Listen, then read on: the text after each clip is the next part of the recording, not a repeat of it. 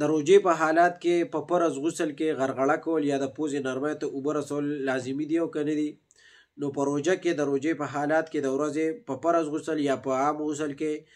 غرغړه کول یا د پوزې نرمۍ ته اوبه رسول لازمي نه دي، ځکه په دې کې خطره دې خبرې ده چې دا روژه ورسره ماته شي. نو اگر که فرض غسل دی په روژه کې د ورځې کوي نو دې به څه کوي، غرغړه به نه کوي، صرف خولې ته به اوبه اچوي، واپس به یې توکي، پوزې ته به اوبه اچوي، نرمۍ ته به نه رسي، واپس به یې راسوړ کوي. دی چې دی نو